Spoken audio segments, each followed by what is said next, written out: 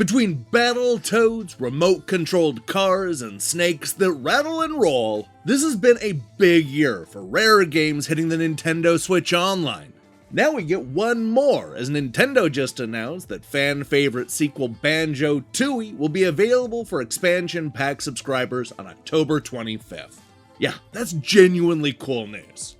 But, is this game actually worth playing?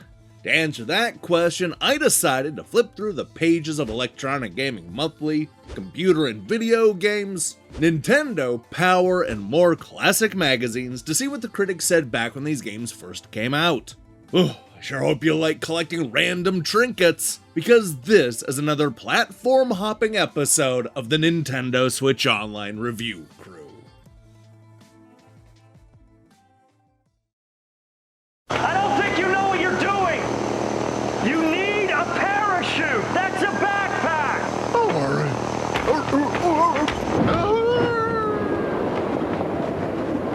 Kazooie?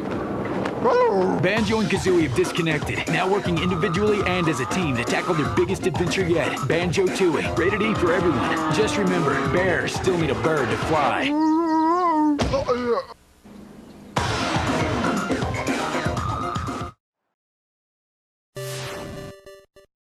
Banjo-Tooie came out at what could be considered a weird time for both the Nintendo 64 and really the games industry as a whole. Released in late 2000, this sequel bumped up against the launch of the PlayStation 2.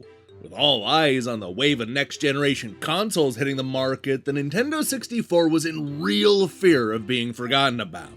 Thankfully, this platforming sequel, along with the release of The Legend of Zelda Majora's Mask just 1 month earlier, helped to pump some much-needed life back into the aging console. This was Rare doing what they did best, creating expertly crafted stages full of likable characters and literally hundreds of things to collect. The fans may have loved this game, but were the critics still interested in this style of 3D platformer in the year 2000? Well, let's find out. As we like to do, we're just going to go ahead and kick things off with Electronic Gaming Monthly, who gave the sequel an 8.8 out of 10. Now that's down a little bit from the 1998 original, which earned a 9.4 out of 10 from the same critics. Mark summed it up this way: blurble, blurble, blurble, blurble, blurble. That's how everybody talks in Banjo-Tooie, and yes, it's annoying as hell.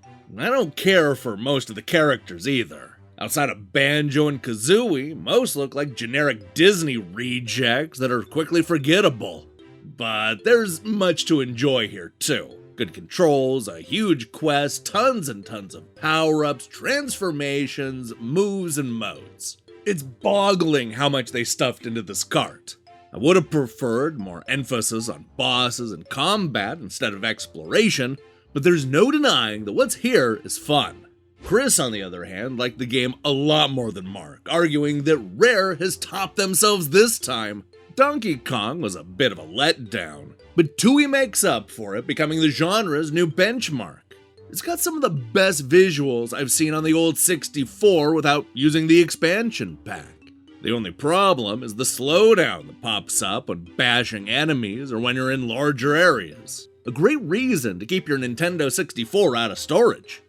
EGM's score was right in the middle of the scale, with N64 Magazine giving the game a slightly lower 81%, and Next Generation going with a still pretty good 4 out of 5 in their 74th issue.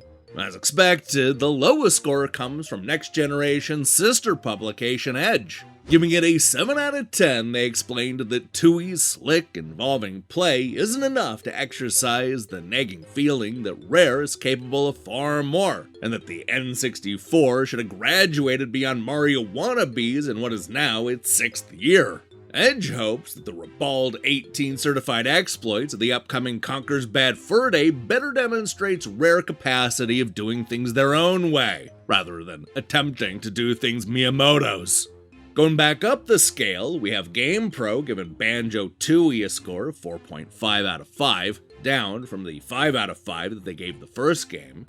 Over Game Informer, they gave the sequel a very similar 9 out of 10, and that's the same score we saw from Nintendo Power.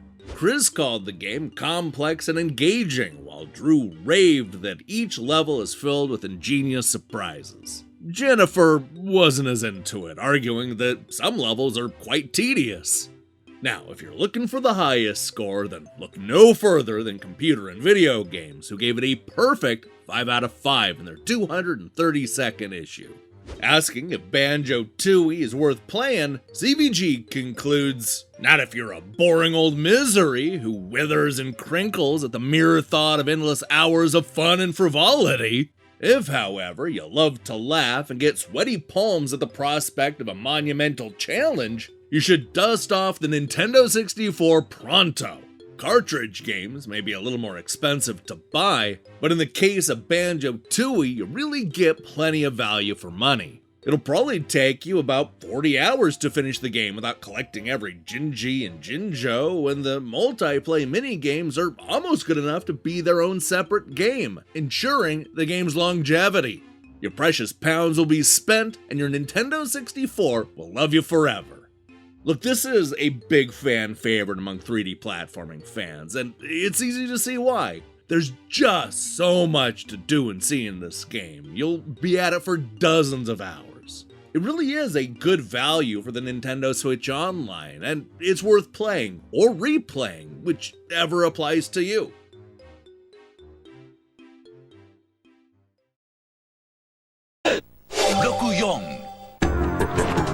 Banjo-Kazooie 2卵バキュンハリソン・カズーイ Banjo-Kazooie 2グルリンリック温め Banjo-Kazooie 2また鳥がまたクマを今度の2人はくっついたり離れたりアクション謎解きアドベンチャー任天堂64バンジョーとカズーイの大冒険